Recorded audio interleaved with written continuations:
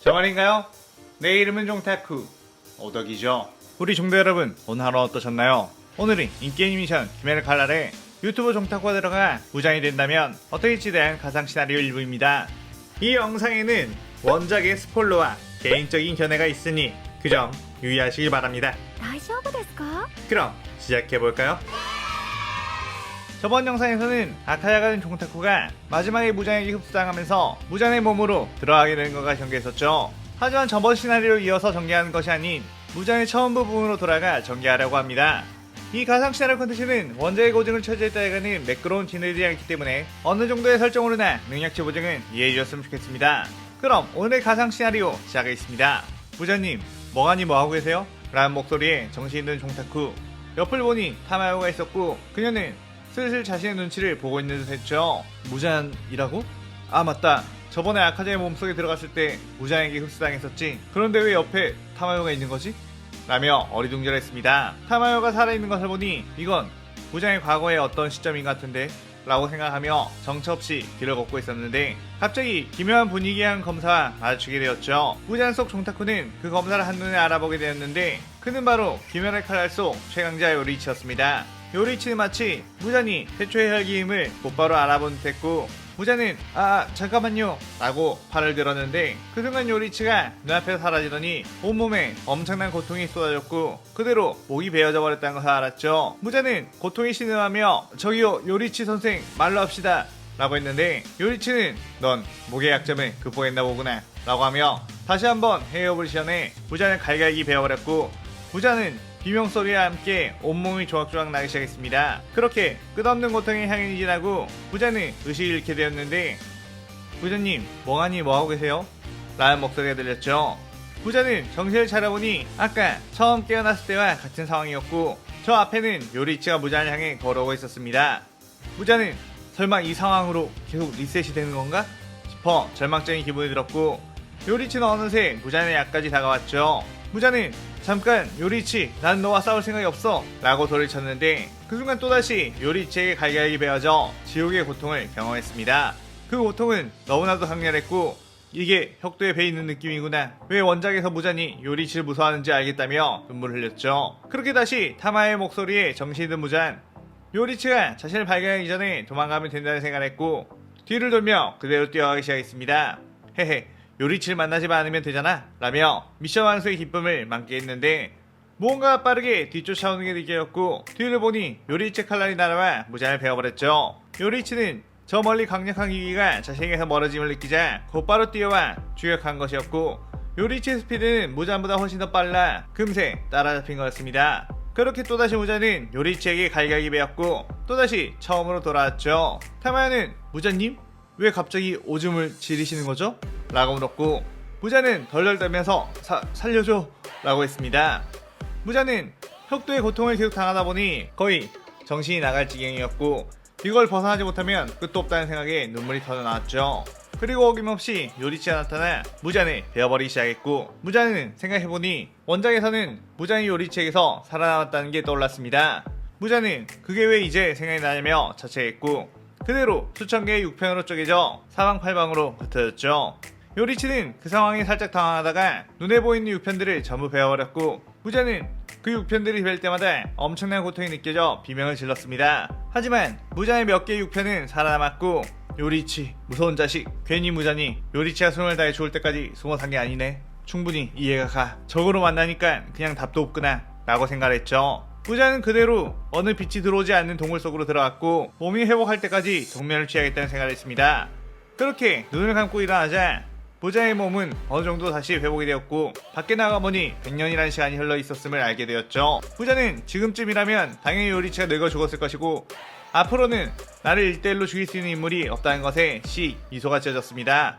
앞으로의 전개를 알고 있는 내가 무장이 된다면 정말로 세계 정복을 할 수 있을지도 모른다는 생각을 했고 어떤 노선을 타게 될지 고민해봤죠. 지난번 아카자 때는 확실히 개인 능력이 좀 부족하다 보니 한계가 있었지만 무장의 몸이라면 쉽게 해피엔딩을 맞이할 수 있다는 생각을 했습니다. 일단 원작의 무장과는 다르게 나만의 유토피아를 만들어 세상을 지배하겠다는 생각을 했고 그걸 이루기 위해서는 일단 강력한 혈기들을 만들어 수족으로 부려야겠다는 생각을 했죠. 무자는 그대로 길을 나서 재능 있는 인간들이 혈기로 만들기 시작했고, 이거 어쩌면 기존 원작에 있던 상현들보다 훨씬 강력한 혈기들이 태어나는 건 아닌가 기대를 했습니다. 하지만 그런 혈기들은 전부 자기 컨트롤하지 못해 무리하게 인간을 잡아먹다가 필요할 때 퇴치당하기 일쑤였고, 그들을 통치하는 게 여간 쉬운 일이 아니었죠. 그러다가 무자는 어떤 한 마을에 태어날 때부터 이가 돋아나 있는 아이가 있는데, 그 녀석은 마치 도깨비 자식처럼 아주 흉폭하다는 소문을 들었고, 듣자마자 이건 하쿠지다 라는 생각이 들었습니다. 무자는 하쿠지를 혈기로 끌어들이기 위해 그를 주시했는데, 하쿠지는 케이조와 코유키와 함께 너무나도 행복해 보이는 일상을 살고 있었죠. 원작대로라면 코유키와 케이조가 이웃 도장 녀석들이 탄 독에 사망하고 하쿠지가 폭주하여 그들을 죽인 뒤 혈기가 되는 방식이지만, 아카야가 너무 불쌍하기도 하고 개인적으로 아카자라는 캐릭을 좋아하기에 뭔가 다른 방법이 없을까 고민을 하다가 무잔의 5개의 뇌를 총동원해 방법을 찾아내게 되었습니다. 하쿠지가 코유키와 결혼을 약속한 다음날 하쿠지는 예정대로 아버지의 묘에 찾아가게 되었고, 그때 이웃 도장의 인간들이 우물에 독을 풀어놓았죠. 하쿠지는 집 앞에서부터 뭔가 기묘한 불안감에 황급히 도장 안에 들어왔는데, 케이조와 코유키가 독을 마시고 쓰러져 있었습니다. 하쿠지는 분노하며 어떤 자식이 이랬느냐고 울부짖었는데, 그때 무잔이 쓱 나와서 이웃 도장의 녀석들이 우물에 독을 풀어놨다. 내가 왔을 땐 이미 이 상태였지. 이대로 가면 그들은 죽겠지만 나에겐 그들을 살릴 방법이 있다 라고 했죠. 하쿠지는 무장에게 넌 누구냐고 물었고, 무장은 난 태초의 혈기 기부치 무장이다 라고 했습니다. 하쿠지는 무장을 척보고 인간이 아님을 알았고, 어떤 방법이든 좋으니 이들을 살려달라고 했죠. 무장은 대신 조건이 있다. 내가 이들을 혈기로 되살릴 텐데 너 역시 혈기가 되어 내 명령에 따르는 충직한 부하가 되어야 한다. 만일 그렇지 않을 시에는 언제든지 코이키와 케이조를 죽이겠다 라고 했습니다. 하쿠이는 평생 너의 개가 할 테니 제발 이들을 살려달라고 애원했고, 무자는 씩 웃으며 케이조와 코이키에게 피를 주입해 혈기로 만들었죠. 그리고 하쿠지에게 역시 자신의 피를 주입해 혈기로 만든 뒤 너의 이름은 앞으로 아카자다 라고 했습니다. 아카야는 혈기로 되살아난 케이조와 코이키를 본 뒤 무자에게 충성을 다하겠다고 무릎을 꿇었고, 무자는 첫 번째 명령으로 너희들을 독살하려고 했던 건방진 이웃 도장 녀석들을 쓸어버리라고 했죠. 아카야는 명령 받들겠다고 하며 그대로 튀어나왔고, 이웃집 도장의 인간들, 그와 관련된 모두를 전부 패 죽여버리게 되었습니다. 아카야는 그 뒤 코유키와 케이조를 위협하는 귀랄대라는 존재를 없애버리기 위해 엄청난 수련을 하게 되었고, 무자는 상인의 자리를 하사하게 되었죠. 무자는 굳이 케이조와 코유키를 죽여 불쌍한 아카야를 만드는 것보다 평생 사랑하는 사람과 함께하며 자신에게 충성하는 게 오히려 좋을 것 같다는 판단을 한 자신을 칭찬했고, 역시 내 5개의 전략은 엄청나구만 이라고 생각했습니다. 무자는 그 뒤 혈기들을 시켜 어떤 특이한 인간을 발견하게 되면 죽이지 말고 자신에게 보고를 하라고 했고, 혈기들은 무자의 마음에 들어할 만한 혈기들을 전국에서 색출해내기 시작했죠. 어느 날 무자는 어떤 한 관아에 사형수로 자신의 죄를 절대로 인정하지 않고 거짓말만 늘어놓는 정신병자가 있다는 정보를 듣게 되었는데, 흥미가 생겨 그곳으로 찾아갔고, 그곳에서 한탱구를 만나게 되었죠. 무자는 한탱구에게 너 어째서 이곳에 이렇게 잡혀있느냐고 묻자, 약하고 심성이 착한 탓에 사람들이 모함을 해 자신을 살인자로 몰아 이렇게 죽이러 간다며 약자로 태어난 것이 너무나도 불안하다고 울부짖었습니다. 무자는 한탱구가 실제로 사람을 죽였음에도 정말로 자신이 죽이지 않았다고 생각하는 정신병의 일종인 리플리 증후군에 빠져있다는 것을 알았고, 그에게 진실을 알려주기 위해 혈기로 만들었죠. 혈기로 만든 뒤 기억을 되살려 반성하게 만들 작정이었습니다. 하지만 탱구는 자신이 정말로 인간을 죽였었다는 걸 알자 그건 그 인간이 죽을만 했기 때문에 죽인 거라고, 자신은 여전히 아무 죄도 없다고 했고, 그대로 튀어나가 자신에게 사형을 선고한 관리를 찢어 죽여버렸죠. 무자는 이야 진짜 쟤는 또라이구나 라고 생각했고, 뭐 그래도 확실히 도움이 될 녀석이니 일단 놔두자 라고 생각했습니다. 한탱은 그 뒤로 계속 자아가 분열했고, 분열된 자아는 새로운 분신체로 태어나 피할대 검사들에게도 쉽게 당하지 않는 강력한 혈기로 성장하게 되었죠. 그 뒤 무자는 어떤 오천 마을에 특이한 공예품을 만드는 미치광이가 있다는 정보를 듣게 되었고, 그곳으로 가봤습니다.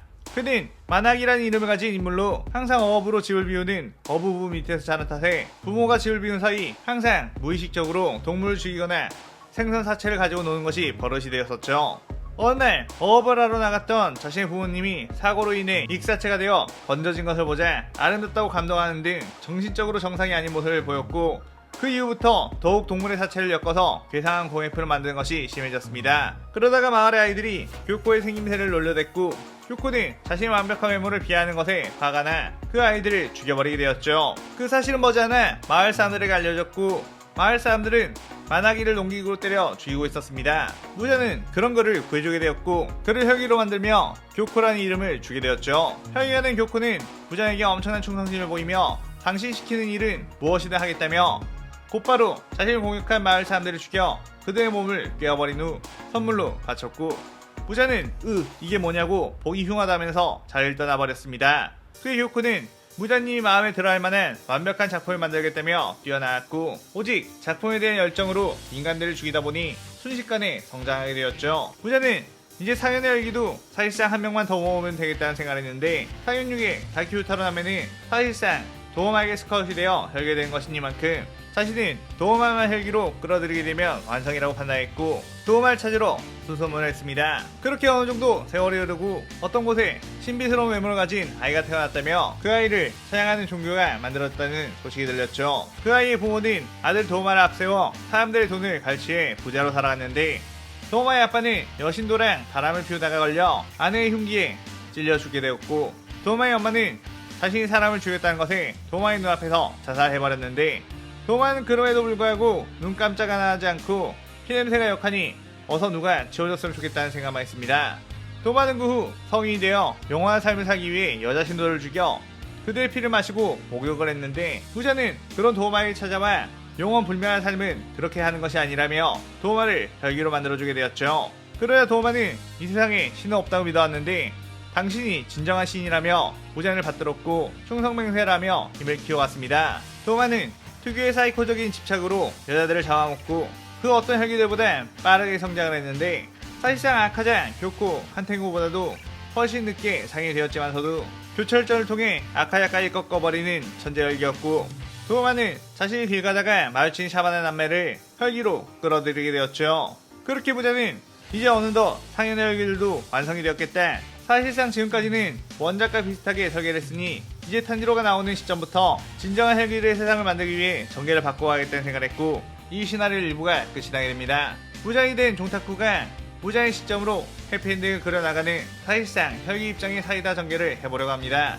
오늘의 가상 시나리오에 대한 감상평 많이 남기시고 다음 시나리오 2부도 많은 기대 부탁드려요. 오늘 영상 즐겁게 보셨다면 구독, 좋아요, 알림 설정 누르는 거 잊지 마시고요. 그럼 오늘은 이만 사요나라.さようなら。